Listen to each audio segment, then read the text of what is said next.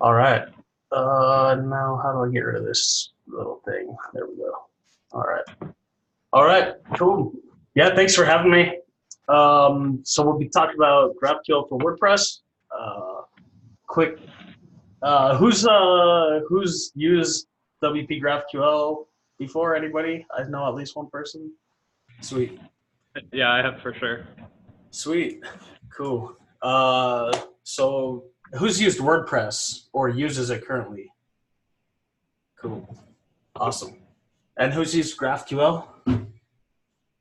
All right, cool. So we got a lot of cross discipline. All right, cool. So yeah, we're talking about GraphQL for WordPress. So first, who am I? I'm a currently software engineer at Gatsby, Denver native, live in Denver currently still. I've been doing WordPress development for over a decade now. Huge fan of WordPress and open source in general. And I'm the creator and maintainer of WP GraphQL, which we're talking about tonight. And got to show pictures of my family so you like me more and trust me, right? What we're gonna go over. Hope I can talk for probably 6 days on this, so you might have to cut me short. But yeah, so we're gonna talk about why WordPress and GraphQL. We're gonna look at like what WordPress is for some people that may not be familiar with it, get you up to speed on it, installing and using the WP GraphQL plugin, then what that turns your WordPress site into. So WordPress has an application data graph, and then efficient data fetching with GraphQL, WP GraphQL, and Gatsby, which is basically the last thing. What's next? All right. So why WordPress and GraphQL? So I want to take you through the origin story, like why this even exists. So I worked at a newspaper publisher. We had 54 WordPress sites, all individual WordPress sites, and we did a lot of content syndication. So we had a lot of distributed WordPress installs. Each newspaper had its own site, and we had to solve this problem of content syndication. So common scenario, like Denver Post is the home paper that, I worked at the Denver Post office. We also had Boulder Daily Camera, small paper, 45 minutes away from Denver. Didn't have as much staff. So when Denver published an article, let's say Broncos win the Super Bowl, Boulder Daily Camera didn't have staff to cover that. Maybe, probably did for the Super Bowl, but play with me. So when Denver Post would publish an article, Boulder Daily Camera automatically wanted that published on their paper too, also sent to their print system. So we had a lot of data moving around. We have 54 sites on WordPress hosted with VIP, and so we had all this data moving around, and then we had micro apps like native iOS apps and things like that that needed to be able to interact with any number of WordPress installs in our network. So the way we originally approached this, we had WordPress powering the site, and then WordPress was powering the native iOS and Android apps. And we also sent content from WordPress to our print system. So when you're reading the physical newspaper, it started in WordPress. And then admin interfaces also popped up like Calypso, where you could also edit the content. So WordPress became like this spoke for like content editing and content publishing and output. And then you got like the native iOS apps as well. So we were taking the REST API and putting it out to like places like our React Native apps that can't just read PHP, right? But we had 54 sites. It wasn't just a WordPress site. So we had many sites and many sites and many sites and many sites. And we had to syndicate this content across these sites into different outputs. And we were using the REST API very, very heavily to do this. And we ran into a lot of frustrations. So some of the frustrations from like a code, like engineering team perspective, implicit requests are difficult for long-term code maintenance. So what I mean by that is when you hit a /post endpoint, for example, what are you actually asking for? Who knows, right? So like 6 months down the road, an engineer has to touch somebody else's code. It's very difficult to know the original intent of what the person was trying to do by hitting that endpoint. You're not in control of what data is coming to the endpoint is. And so you have to deal with potential unpredictable data coming in, potentially overfetching or underfetching at the same time. So yeah, we're constantly over and underfetching. what that means is like for us to syndicate a single newspaper article, right? It's the post object, but it's also the author, or in our case, multiple authors many times. So you have to syndicate the post, then do a callback to syndicate the author, maybe a second author, images, gallery images, featured image, video assets, things like that. So we're not just syndicating like a post, we're syndicating many things that need to get from one site to another. And with REST, doing individual resources at a time, it would get very interesting. Let's call it that. So from a technical perspective, the client had a lot of logic to figure out. There's tons of requests needed to read and write the data. So at one point we were at like 3 or so minutes for one full article to finish syndicating to where it needed to go. And with GraphQL, we ended up moving to GraphQL, which you're hearing now. And I think we got it to, well under a second. So, we were using REST API very heavily. And it was causing these pain points. So I said, you know what? What if we use GraphQL to solve some of these problems, right? Like we could make individual requests to get all the data we need, like the author and the post and the tags and the categories and the images and all this stuff in one request.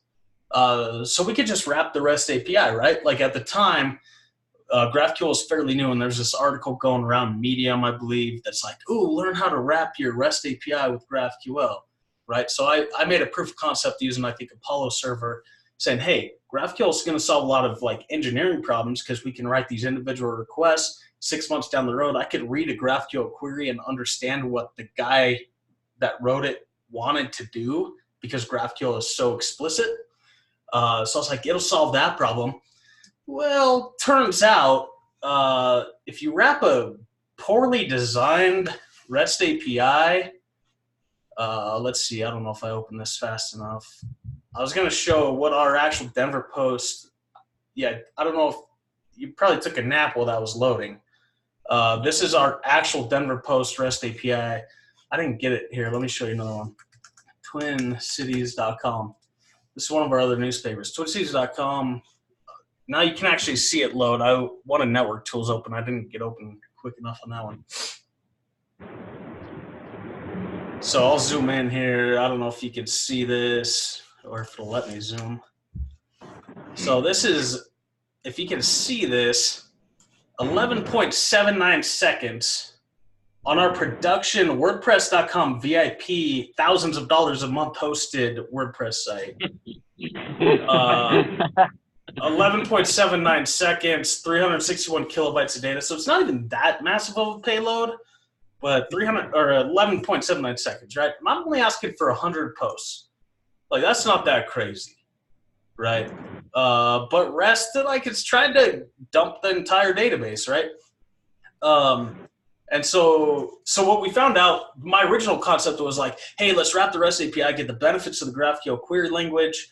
Well, wrapping an inefficient inefficient REST API with GraphQL is an inefficient GraphQL API.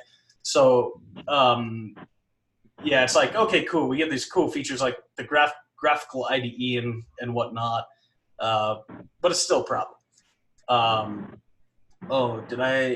I copied this same. Anyway, wrapping a non-performant REST API with GraphQL is a non-performant GraphQL API. So instead of wrapping REST, I was like, what if we go GraphQL straight to the WordPress server? And luckily for me, there was a library GraphQL PHP at the time. So I said, how about I do what I prototyped over in Apollo and do it at the WordPress level where we have direct access to the database and can optimize queries. So I took the concept and started writing in PHP. And sure enough, I was able to make a lot of performance improvements. So at the newspaper, I left there in June of this year, but we were running syndication on GraphQL for about 2 years by the time I left. And like I mentioned, we went from like something like around 3 minutes to syndicate a full article with all its resources to like somewhere around a second to get it syndicated. So massive improvements. I guess I should have showed the comparison. So I showed you the 12 seconds. Let's see. Let me get back to that slide. I showed you the 12 seconds on REST. Whoop. I'm a mess. Where am I? Sorry. Let me find that slide again. Oh, I don't know where I am. Where is this? Here we go. Went right past it. So now let me show you the comparison. So we did 100 pages of REST or 100 posts in REST. Now let me open Network Tools, do it in GraphQL. So same server, denverpost.com, same WordPress server hosted by WordPress VIP.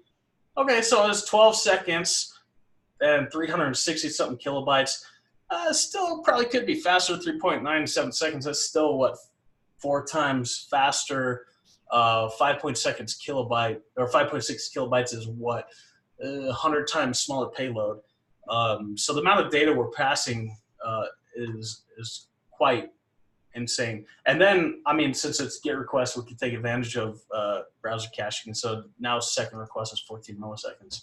So the performance benefits of GraphQL are pretty clear. Like that's the exact same server, and you can see a lot less data being downloaded on the client, and just faster overall.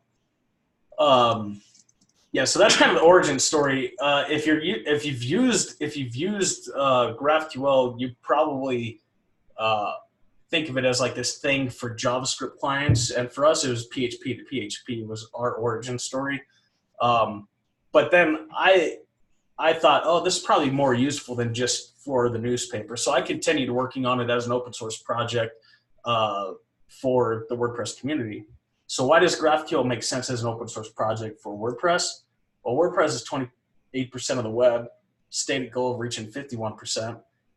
Lee Byron at GraphQL Summit 2016, 2017 stated he wants to see GraphQL everywhere. So the mission is very similar, right? They both want to be everywhere and empower developers.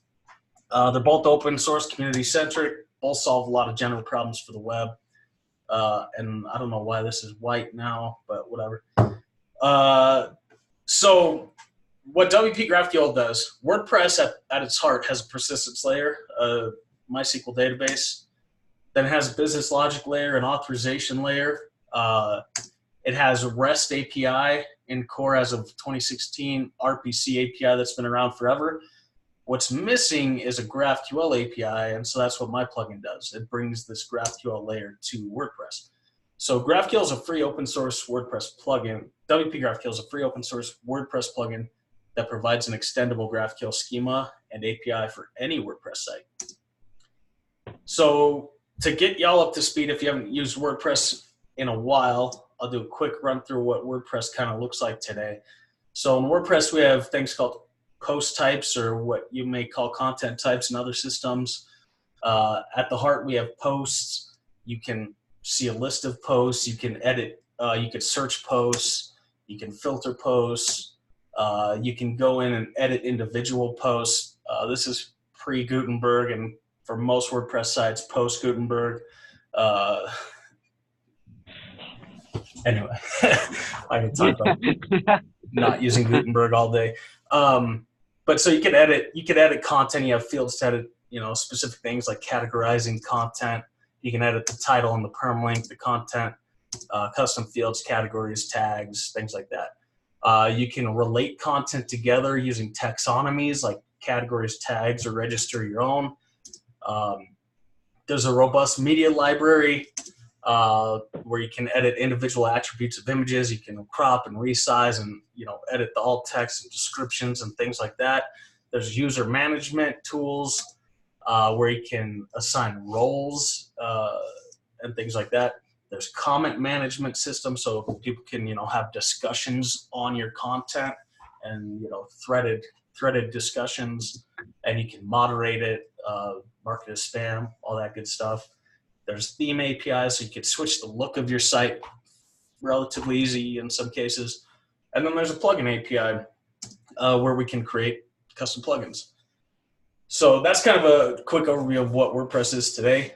So adding WPGraphQL to WordPress, it's on GitHub currently. WordPress has a .wordpress.org repository. It's not on there.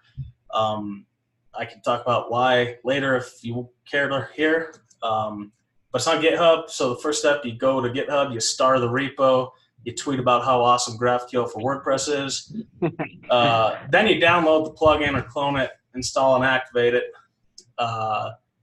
Yeah, and so you'll get WPGraphQL here in your WordPress admin. I've got a second plugin called WPGraphQL, which brings the GraphQL IDE to your WordPress admin. So you simply activate those. GraphQL will add this admin IDE to your WordPress admin. That'll look something like this. Let you test queries, mutations, things like that, straight from your WordPress dashboard. So that completes the circle. We got GraphQL on top of the rest of the stack. And so that turns WordPress into a data graph. So we got posts, users, comments, pages, terms, media, all have connections in some way to each other. And now we can query it as a graph. So if you're not familiar with GraphQL queries, this is kind of a hello world of GraphQL queries. This would be, essentially, a query looks essentially like JSON keys without the values. So you say, in this case, I want to query a viewer, the viewer, and on that viewer, I want the name.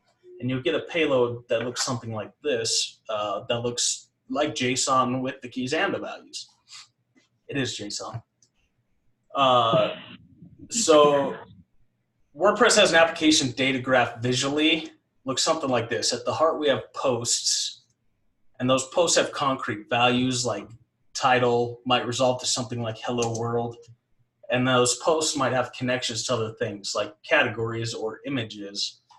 And those things, those nodes, might have properties that resolve to a concrete value as well. Something like a category with the name crime or the category of the name news. Might have, in the other category, might have connections to other things like another post with the title Goodbye Mars maybe. And the category might have a connection to another image. And that post might have another category and another image, and so on. So GraphQL lets us pick trees out of that application data graph.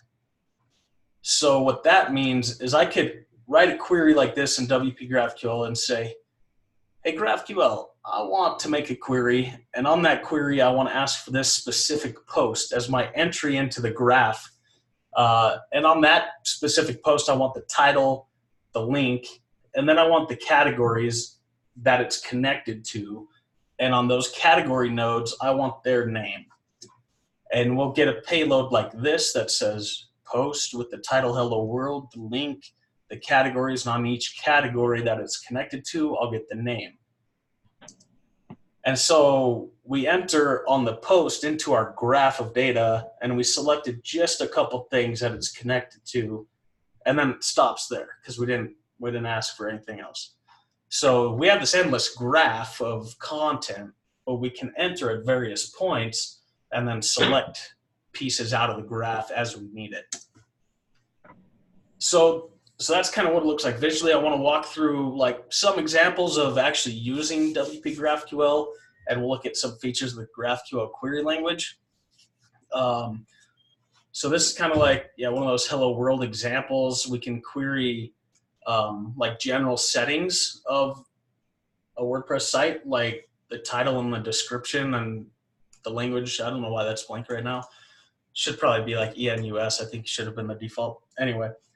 So if you're building like a headless application, like an iOS app or a single page React app in Next or Gatsby or whatnot, you probably need things like what language is your site, what's the title of the site, what's the logo for the site, things like that.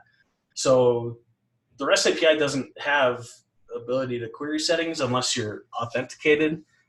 I don't know why you need to be authenticated to see the title of a site. But so you can do this stuff with WordPress and with WP GraphQL. One thing quickly, if you're not super familiar with GraphQL, is it's all schema based. So we get tooling like this graphical editor that allows us to browse the schema. So if I'm vaguely familiar with WordPress or the content in the particular WordPress install, I can just start searching things like post and see all the ways posts can be interacted with in the API, or page, or media, right? So I could see, I can just search very quickly and find all the ways, or I can click into things like the root query and see all the fields that I can enter in from the root of the graph. And then I can see the arguments I can pass to it and whatnot. I can also just start typing over here and it'll start auto-filling for me, which is great. It's hard, like, there's no such tool like that for at least the WordPress API, REST API. There might be for some other strongly typed RESTful APIs. I think Swagger and OData may have some tooling, but nothing I've seen quite like this. So here's kind of a basic example of querying posts with WPGraphQL. So this is like a list of posts. And this edges, if you're not familiar with this shape of a GraphQL query with edges and node, this comes from the relay spec for GraphQL servers. Basically, it's a specification for their opinion on how you should design a GraphQL server. GraphQL itself doesn't make any prescription on how to design your schema. You could design it however you want. As basic as like hello returns the word world. That's it. Or something very complicated looking like this. So edges and node, if we go back to the visualization, oh, where'd I go? Yeah, if we go back to the visualization here, in between these nodes is relational data, and that's what's called an edge. It's like the edge between two nodes. So a common example, if you think of a social network where I'm a user and you're a user and we're both friends, there's data about our relationship, like the day we became friends.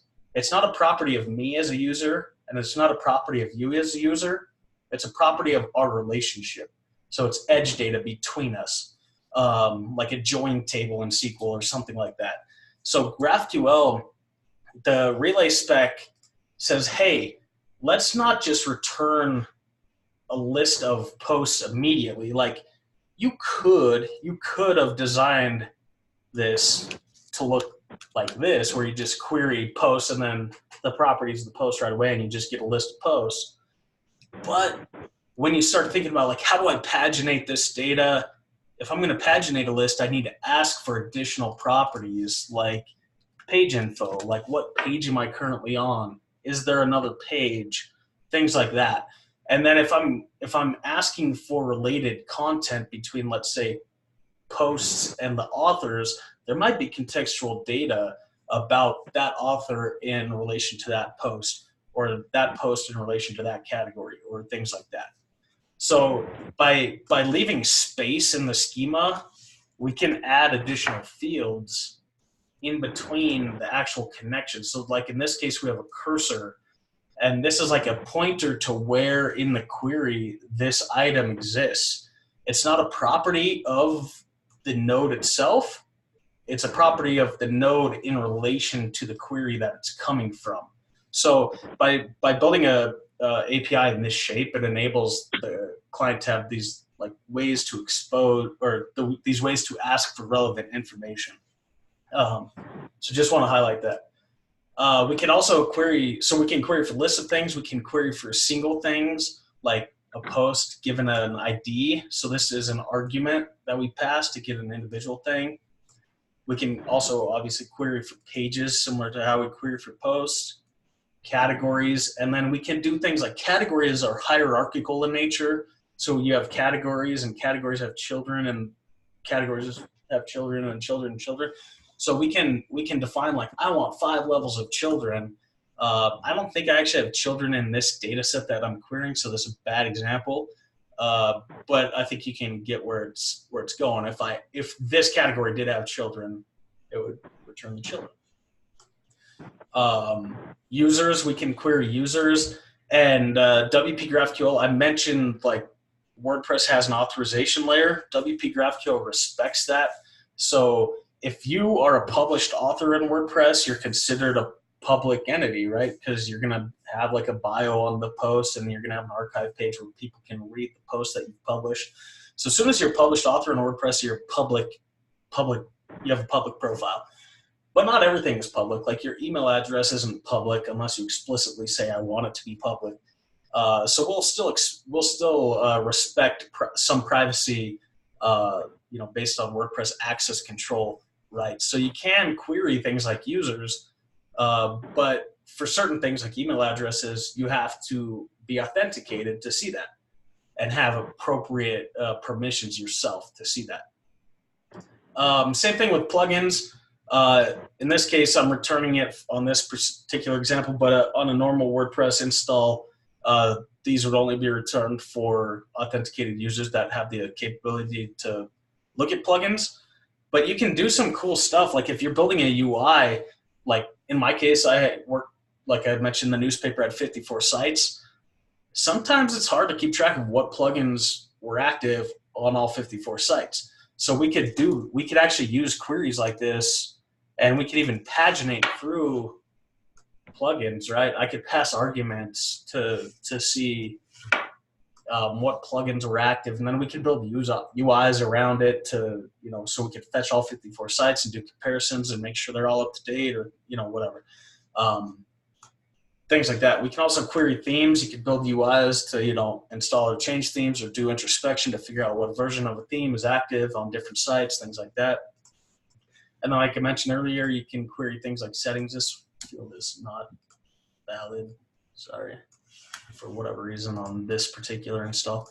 But yeah, so you can query things like, what's the default comment status? So if I'm building a React Native app, I need to know, like, should I show the UI to post comments back, right? Like, I need to know that from WordPress. Like, is WordPress open to accept comments or not? What's like the post per page setting, so I know like how many to show before I paginate, things like that. Is there a default category? So if I create content, what category should I default to if the user doesn't enter something? So settings like this are very helpful in like a headless context where you need to know, like, how can I interact with this server?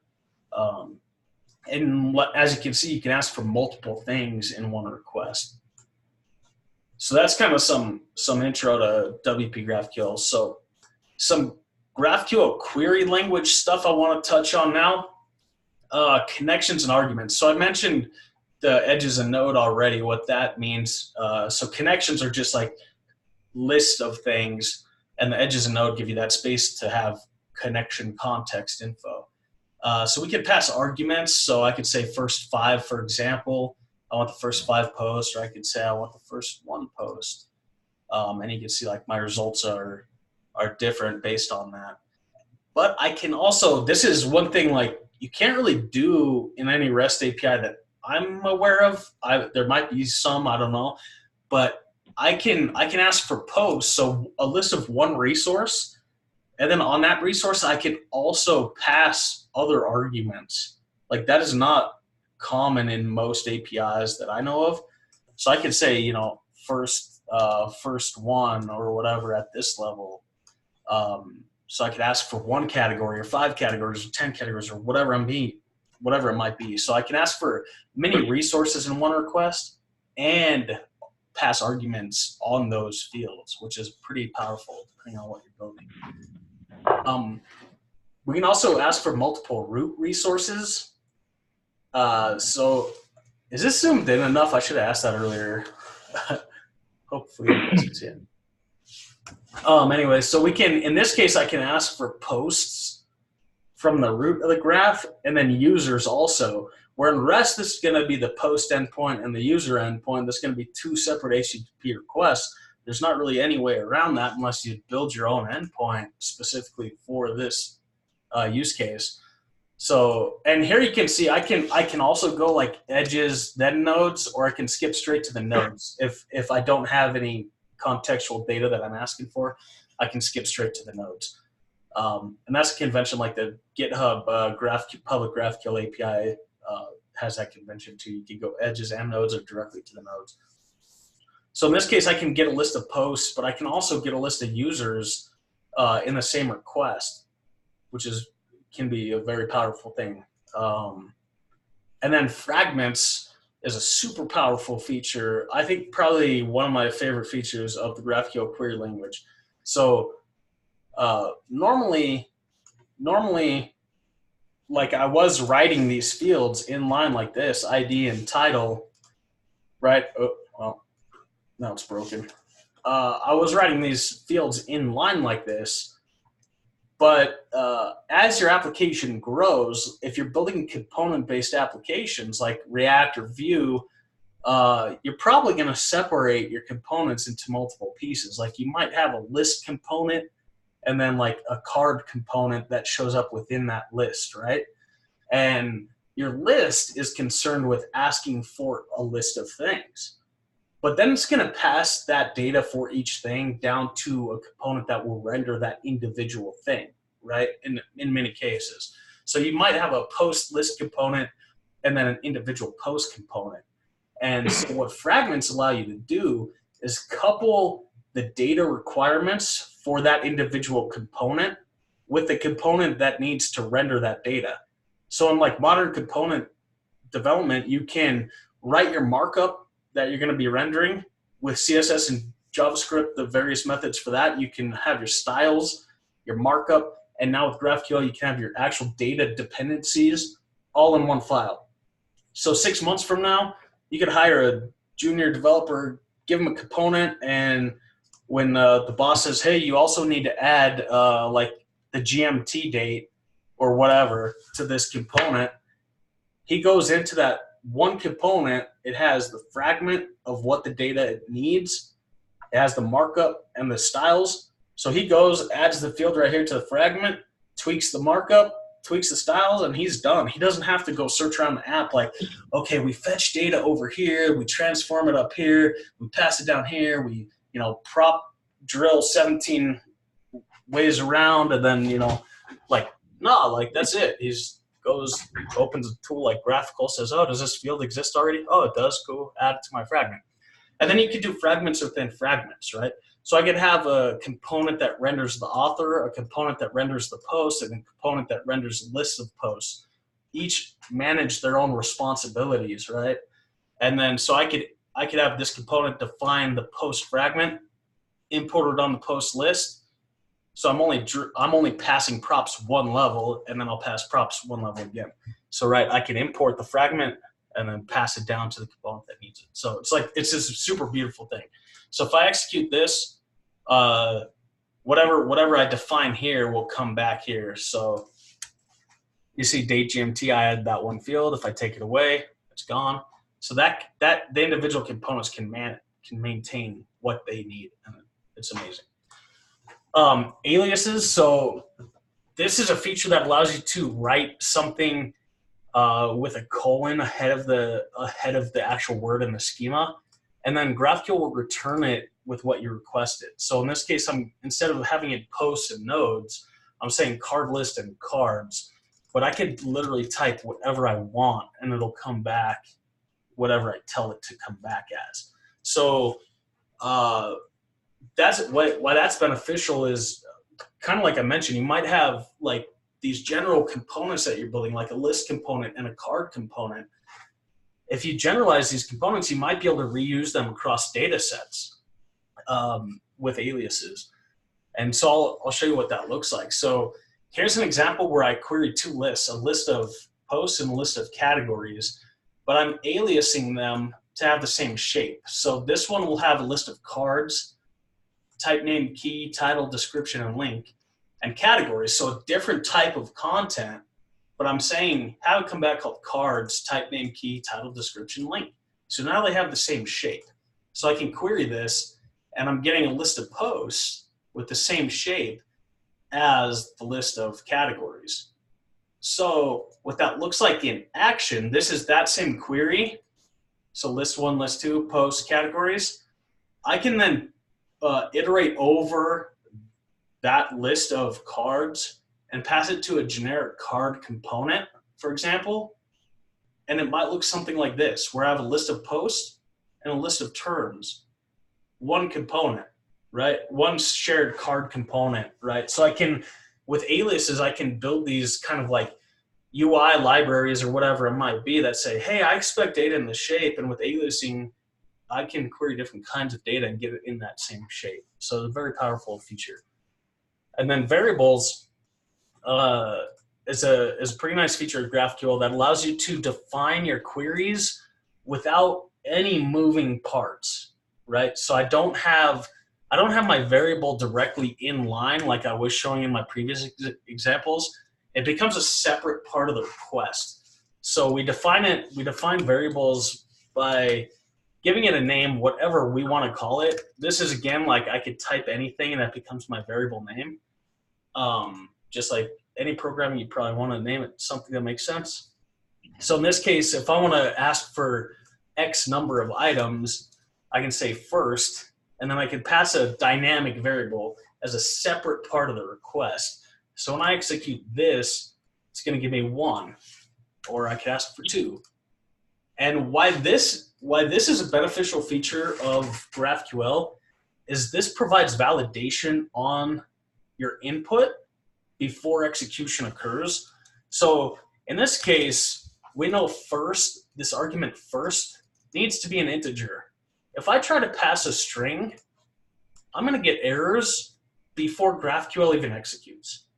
So my server is never even going to try to make a SQL query because it knows I screwed something up, right?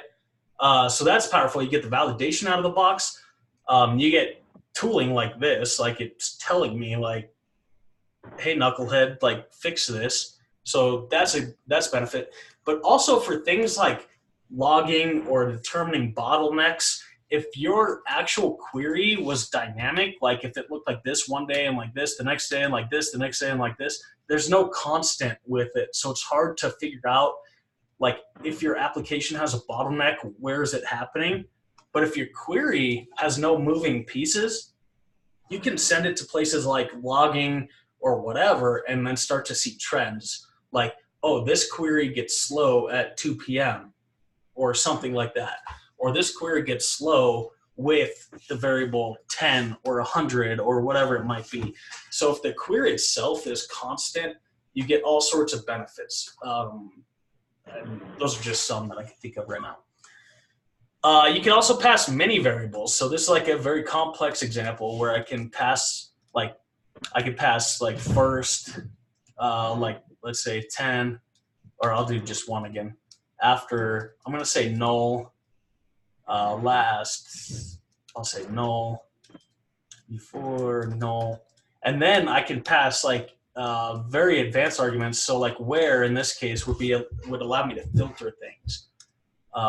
So I could say like name hello world, right? So I could do things like filter by name. I don't know if that's going to work, but maybe it will. Yeah, there you go. So hello world. If I take that out, I also did first 1, but I can do first 10, but I'm only going to get 1 because I only have 1 hello world post, right? And then we can see like has next page is false. If I take away this search term, now I'm just going to query for 10 posts. What did I screw up? Oh, it needs to be valid JSON. So we can see has next page is true. And then I can paginate. So I can say there is another page. The end of this current page has this end cursor. So I can ask for the next page by passing that as my after variable. So I could implement things like infinite scroll or load more buttons at the bottom of my page by getting the end cursor of the current page I'm looking at, and then doing the same query using the same string, the same statically unchanged query, and just changing one of the variables I pass to it. So you can say, I want 10 posts, and as the user scrolls, like in Slack or Twitter or Facebook or any modern UI, I can just swap in this variable, query the next 10 items, right? There's another feature called directives. So GraphQL has 2 included called include and skip. So you can say, you can add logic to when you ask for fields or when to not ask for them. So this is a simple example, but let's say I wanted to ask for page info. I could have some logic in my application determine whether this is true or false. If it's true, I get the page info. If it's false, it's still part of the query, but if my variable is false, I don't ask for it, right? So you can, at the query level, implement logic on like, oh, if the user's authenticated, ask for this. If they're not authenticated, don't even ask for it, right? So very powerful features. So there's skip and include are built in, and then you can register your own as well. And then unions are a very powerful feature as well. So what unions allow us to do is if you don't know the type of content ahead of time, you can specify it. So in cases like search pages where you might be searching across multiple types of content, or in this case where I'm querying a list of posts and then I'm asking for all the terms, well, a term might be a category, or it might be a tag, or it might be something else. And in some cases, those have different shapes. So I can execute this and say, hey, if it turns out the term is a category, ask for these 4 fields, but if it's a tag, ask for just these 3 fields. Let's see, do I have an example? Yeah, I do here. So this one has a tag and a category, and you can see the shape is different based on whether it's a category or a tag. Category asks for 4 fields, tag I asked for 3, right? So if you don't know without a doubt what it's gonna be, the schema can return what's called this union, and then you can specify saying, if it's this, it's like an inline, it's like a switch statement kind of at the query level. So yeah, that's a gist of just like a good overview of the GraphQL query language, how to use it with WordPress. And then if you're looking to extend this on the WordPress PHP side, WordPress has an API called register posttype that allows you to add post types. So in this case, you just register post type book. And then these 3 fields here, we say shown GraphQL true, GraphQL single name book, GraphQL plural name books. And then we'll register taxonomy. Same way, we say this is like a genre taxonomy connected to the book post type. We can give the GraphQL single name a genre. Genres is the plural name, and shown GraphQL true. And then here's like one way to add a custom field. So let's say we wanted to add a price field to our books. We can expose that in the schema and have that resolved to get post meta from the book. So we can add a filter to the book fields in our schema, give it a field price, and then give it a resolve function. And we could query it something like this. So now we have books in our schema, and we have genres in our schema, and we have price in our schema. So this is actually, I did a presentation at WordCamp Phoenix in February. So this is actually an example from that. So WordCamp Phoenix, best WordCamp ever is the genre, price $9.99. The other book is using GraphQL with WordPress, and the price is priceless, you know? I don't know what to tell you. So back to that alias example, we could do the same thing with these books and then use a general component, right, and output our custom data. I don't have mutation examples in this, so I'm sorry I failed you there, but you can mutate data as well. I'm not going to get to everything I want to, so I'll go over this last thing, and then I'll let you guys ask questions. Then I don't have any like hard stops, so I can keep talking if you guys have questions. But I will go over this. Comparing APIs. So, what did I just do? Here we go. So if we wanted to build this slice of UI, our manager, product owner, whoever might be, come over and say, or probably a designer is going to say, hey, I need this data for this component, whatever. So for this slice of UI, we need a list of posts. We need the author. We need their name, their avatar, their URL, their site, the name and the link of the site, the follow link, the title, the featured image, maybe at size 300, and the URL to render it. We need the excerpt. Well, if we're doing this in PHP, we're going to write a WP query. We're going to specify, we need 4 posts. And then we're going to loop over that. And for each post, we're going to say, hey, I want to get the author and the display name and the URL. And then I need to get the site. Let's say in this case, our site was a taxonomy term. So we'll say get the name and get the term meta. So we're going to write all this code to get it. And then we're going to maybe have some custom function that returns this follow link from somewhere in our database. And then we say get the title. And then we say get the thumbnail and specify the size. And then we get the excerpt. So we wrote all that code to build this little slice of UI in normal WordPress like PHP templating. If we use REST API, we're going to hit an endpoint like the post endpoint, ask for 4. We could pluck some properties out of that initial endpoint, like the title, the excerpt, and let's pretend the follow link is included on that endpoint. But then we're going to have to loop over that and then ask for post 1, 2, 3, and 4, I need the author. And for post 1, 2, 3, and 4, I need the author's avatar. So what is this? Like another 8 endpoints to get that stuff.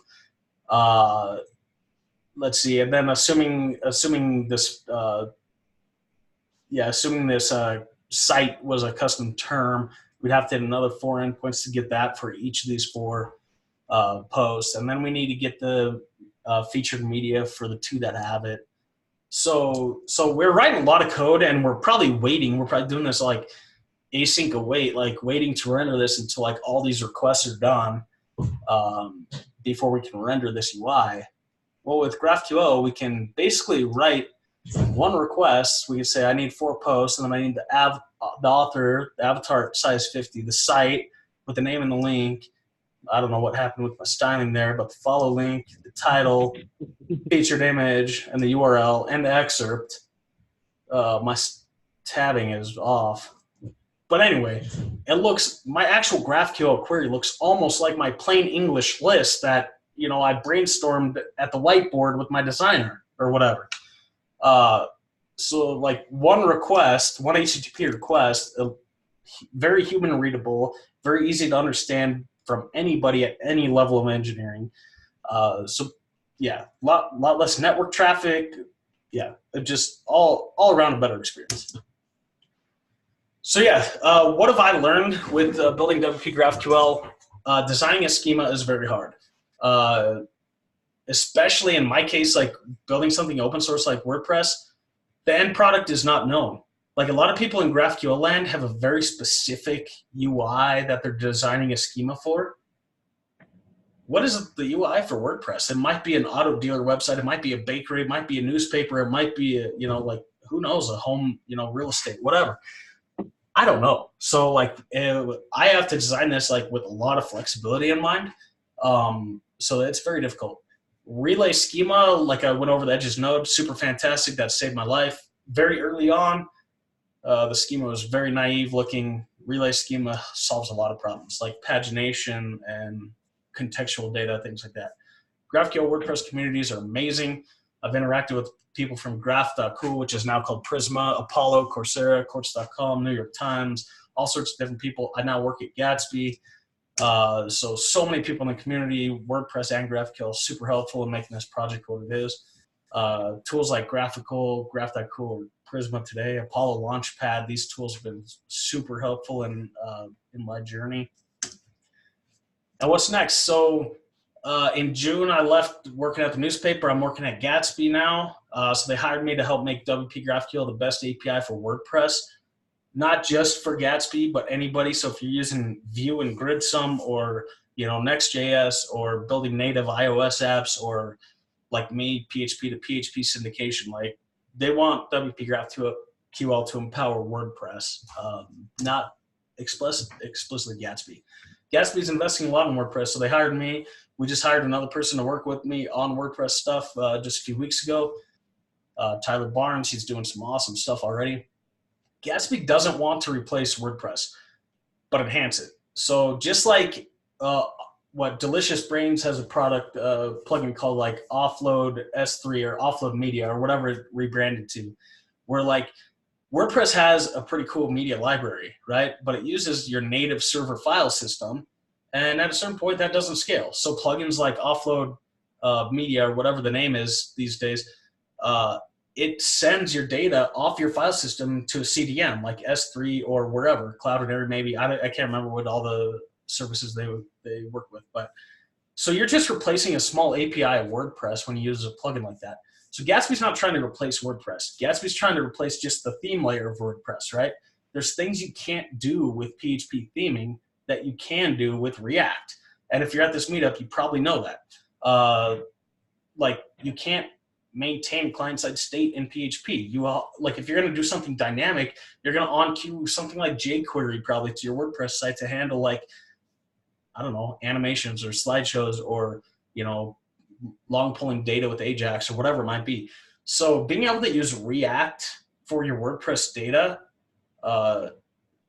like, I mean, I probably don't have to explain that. But so Gatsby doesn't want to replace WordPress. Gatsby wants to be that presentation layer for the web.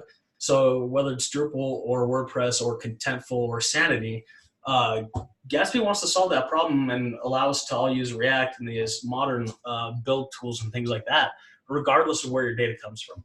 So WordPress is no different. Gatsby wants to invest in WordPress. And yeah, and that's kind of what my job is to help bring the two worlds together. So I think that's all I got right now. So I'll turn it over to y'all, and I can talk for like 7 days. So yeah.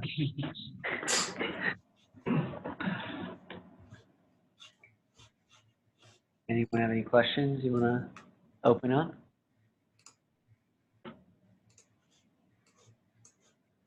Should have clapped.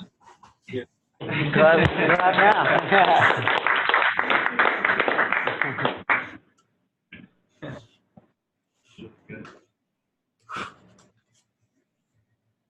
Yeah, no, my only question is about the custom posttypes and the custom metadata. So, and you covered that, so that's something I want to take a look at. We talked a while ago about swapping. We have an existing WordPress site. It's the usual case of the theme that was created for it is not upgradable. You know, the dev went in and just hacked the heck out of it. So Gatsby was kind of our option, but I didn't want to replace all the content. This seems like the perfect fit for me to do exactly that. And we keep all of our WordPress content on the public site. The business can have their CMS. The designer can have their Gatsby site. I'm excited. Did you get that, Jason? A little bit. It sounds like theme was not easily upgradable or something like that. Maybe is it? Where's the microphone? Because that was breaking up a little bit. It's in the center. But yeah, you know, that was basically just. Yeah, I was super excited. It's awesome. Yeah, one of the cool things with Gatsby too is like most businesses I've worked for like use different systems to manage different parts of their data, right? Like they might choose WordPress for maybe that's the bulk of their content, or maybe it's only a small slice like their blog. And so Gatsby allows you to build like components that can represent your brand regardless of where the data is stored. So like everywhere I've worked, the HR team always uses something no other team ever uses to manage job listings, right? Like your entire company's data could be somewhere, but HR is always going to manage job postings somewhere else, like for some reason. So if you want to manage job postings on and present it on your WordPress site and maintain the same brand consistency or whatever, you can source from that and wherever else your data lives and use the same components. And so Gatsby makes that a reality. Even if you have many different sites, you can use the same components across sites. And so it's like this really cool thing, and empowers like different teams who are comfortable with different tools. So if you're comfortable with WordPress, cool, run with WordPress. If you're comfortable with Drupal, use it. If you're comfortable with Sanity, I heard somebody mention Sanity earlier, like cool, run with it. Like Gatsby can, you know, merge all that data together and output consistently.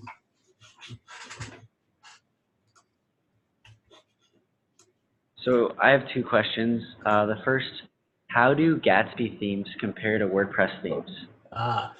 Yeah, honestly, the name themes with Gatsby, I think, was maybe it's an interesting naming choice. Because yeah, like the mental model people have, like WordPress, and I think most existing CMSs kind of like you have this mental model of what themes are, and Gatsby themes are not that. The way I like to think of Gatsby themes, so if you think of WordPress plugins, like something like WooCommerce, if you're familiar with that, or like the events calendar, like they own sets of functionality for your WordPress site. Like WooCommerce like has views or like HTML representations of your products and the shopping cart and the checkout page. It's not a theme, but it has theme components to it.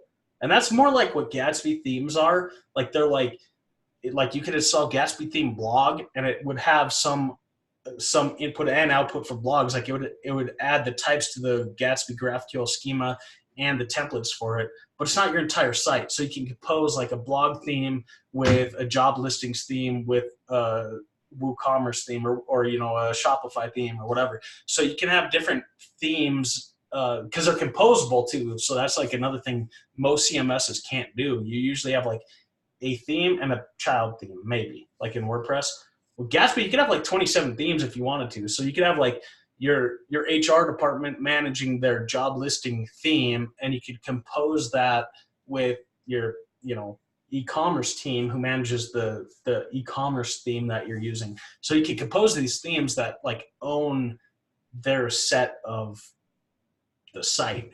So it's kind of weird, but they're composable, which is like new. That's not something most CMSs had the ability to do, is compose things like that. At the end of the day, you might probably end up with a single theme that just declares these other themes, and those themes might declare plugins. But at the end of the day, it all composes down to like one site. Hopefully that maybe helps, but yeah, there's still themes in Gatsby land were only announced like 2.5, 3 months ago. So like we got 15 years of WordPress theme history versus 2.5, 3 months of Gatsby theme history. So what are themes? Who knows? You guys are going to build them, and you'll tell me next year what themes are, we got a lot of work to go and a lot of like innovation to figure out what they are. Cool. I have a question. It might be incredibly vague, and if you can't answer it, that's fine. But like, I watched a video of yours to learn WP GraphQL, and it might have been with Jason or Sure. another Jason, obviously not with you. Leinsdorf. You mentioned that like Gatsby has source set for images briefly in this video, and Jason brought up if that would work like out of the box with Gatsby image. And then I don't think you guys like went down that road. You got distracted by something, or? Oh, sure.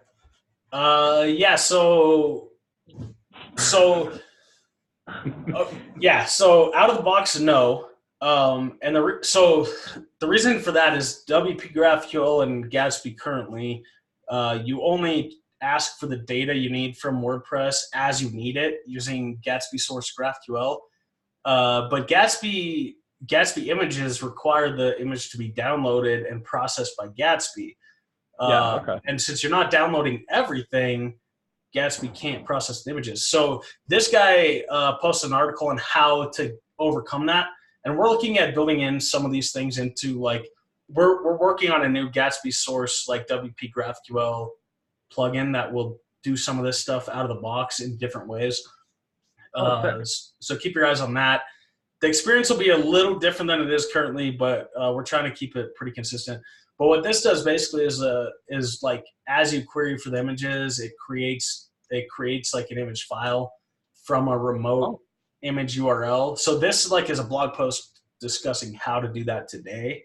And then that's 4 fields that return a media item, like the featured image field. And then there's WP GraphQL inline images. Let's see, yeah, right here.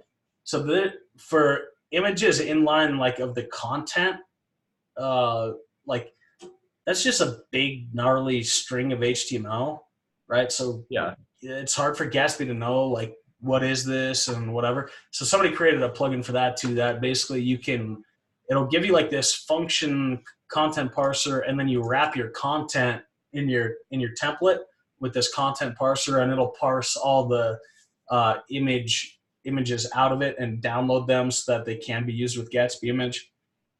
So there's people working on solutions like this, and we're also looking at it from our perspective on like this is community solutions, and we're also looking at like, do we have an official opinion on this? So we're working on potentially like solving this centrally as well.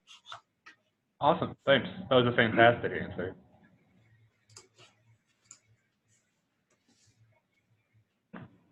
Any other questions? I guess I'll have one last one. What's it like working on open source full time? Not too. I mean, it's interesting. Yeah. I mean, I worked at a newspaper for a couple. I've worked at agencies, and then I worked at the newspaper for like 3 years, and so difference in working like for a company, like usually you have like a very specific like product you're trying to deliver, and it's like it's fairly easy to visualize like what that end goal is going to be or whatever. Well, like with open source, it's like, what is the end goal? Like we're going to be building this stuff forever. Like, so it does get interesting. Like prioritizing what should get worked on is very difficult. Because like whoever's the loudest on Slack that day, I don't know. So we're working on like setting up some like at least for WP GraphQL, we're working on like some canonical projects that are like replicating the 2019 theme in Gatsby or Next or whatever, and be like, okay, if we can build this out, these are the features we need, and then everything else is kind of like can be maybe filtered in or whatever. So that's been tough, like not having a canonical project. Like most of the features of WP GraphQL came from actual production needs at the newspaper, or at least I would justify it as such because I wanted it in WP GraphQL. And I was good at selling it to my management there. Like, hey, we need this feature. So not having like an actual project that has like a real deliverable has been tough. And then, I'd say that's my biggest struggle. When I first joined too, Gatsby is a very JavaScript centric organization, and I came on as the only PHP developer. So for like a couple months, I was like a one-man team because like who knows, like nobody wants to do WordPress there, you know. So that was interesting, but you know, I said, hey, it'd be good if I had someone else, and they listened real quick and hired someone else. So, and we might be hiring more, so keep an eye out for postings if you're interested. Cool. Yeah. But yeah, so what I was going to say, Twitter, if you want to connect, you can follow me at WPGraphQL or also at Jason Bahl, JSONBAHL. Well, if I could type my own name. And then if you want to troll me, I also have Jason Bahl with no followers. Or maybe I'll troll you. I don't know, whatever. And then we also have a pretty active Slack. So if you are looking at using WP GraphQL, we have a pretty active Slack. You can go to wpgraphql.com/community, and there's like a link on there to join.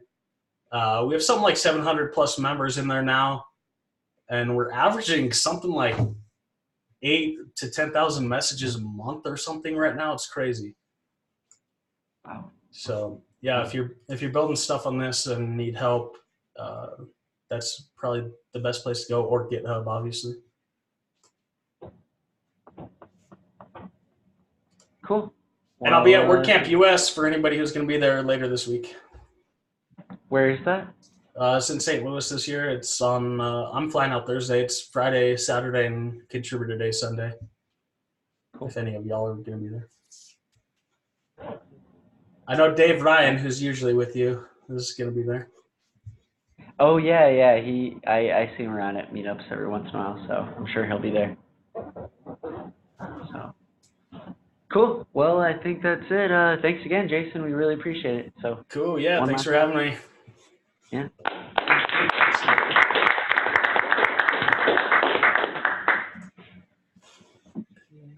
How do I stop recording?